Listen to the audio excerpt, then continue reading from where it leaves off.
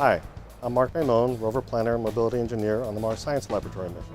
I'm here with the Curiosity engineering model at JPL's Mars Yard, and this is your Curiosity Rover report. Out here in the Mars Yard is where we develop the software that Curiosity will use to drive autonomously. We can test all kinds of situations out here. We can put rocks in its way and dig holes and watch what happens and see how it responds to different terrain situations. For the past year, Curiosity has been driving on Mars following instructions from human rover planners.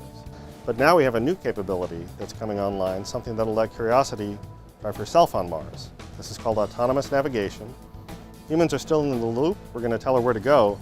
Curiosity is going to decide how to get there. Curiosity takes pictures from the navigation cameras, the hazard cameras, and it's able to combine that information, put it all together to find a safe way to get to where we asked her to go. And that capability is going to let us drive much farther than before. This is an animation showing Curiosity's first autonomous drive on Mars. The drive lasted about 10 meters, and you can see in the animation that she turned her camera this way and that to look at what's ahead of her. And you can also see that she didn't just go in a straight line, she actually curved a little bit to the right to avoid some of the small rocks directly in front of her. Another part of the autonomous navigation capability is using visual odometry. Visual odometry uses images from mass cameras to look at the terrain before and after a small drive step. Curiosity will see a few hundred features and see how they moved across the step. And by tracking those features, she can know exactly how far she moved, whether she slipped or twisted a little bit during the drive.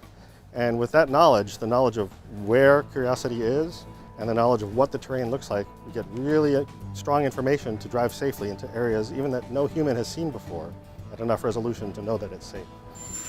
And now you can see the actual speed that Curiosity moves on Mars. It's only about 2 inches per second. Kind of slow, but it gets where it's going and it has enough power to climb over any obstacles in its way. And this is a look at a real autonomous drive in JPL's Mars Yard. We don't need to do this kind of testing every day, but we still come out here as we're writing new software. So for the next few months, we're looking forward to putting pedal to the metal and heading toward Mount Sharp, maybe stopping a few times along the way for some science observations. This has been your Curiosity Rover update. Please come back for more reports.